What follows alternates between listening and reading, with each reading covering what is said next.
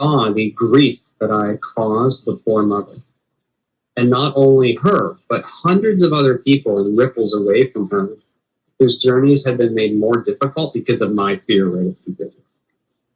And I went in with all these good intentions, like I was so like excited and ready, and I thought, and yet my fear was so great that even just arriving there, I was overcome, and I heaped more difficulty on the players whom I so respected. I love because from outside that we're not the humans. We know each other very deeply. We're all connected. We're all deep family. We love each other and have so much respect for each other, especially those beings who are so brave and willing to come and play the human game and be human and experience a lifetime in this very low vibration by comparison place. And I had so much respect for those players, and I had only made their journeys more difficult. So I knew that I still wanted to do this, but I was like, wow, I really have a lot of fear. I got to do something about this.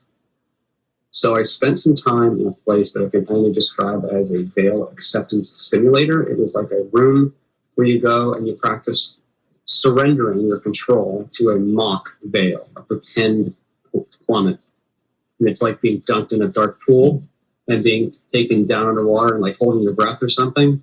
And then you can just see how long you can hold your breath. And then if you want, you can cry uncle and they'll let you out. To practice surrendering. And I can tell you right now, though, that the real veil is a lot harder. It's a lot more intense than the simulator. Okay, so then they brought me this way as Christian. And I remember reviewing what I can only describe as a vast flow chart of millions and millions of possibilities of what might happen in this life.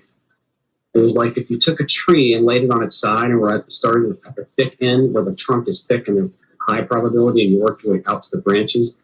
It was like reviewing millions of possible avenues all in a second and experiencing them all.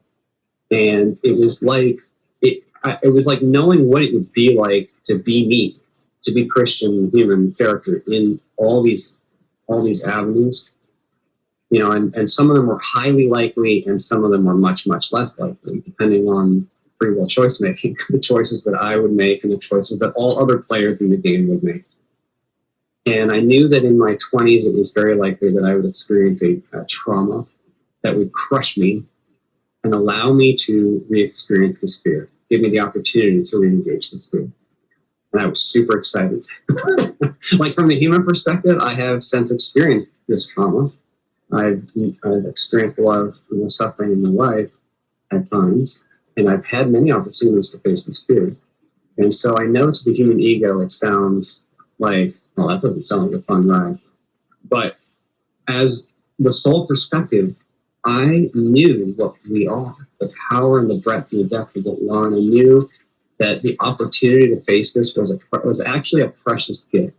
It was not like something I had to do. It was like I was being given the most precious gift in the world, being given the opportunity to face this fear and to come to this place and have this very rich, unique, precious experience of being human. It was like being given the biggest honor in the universe. And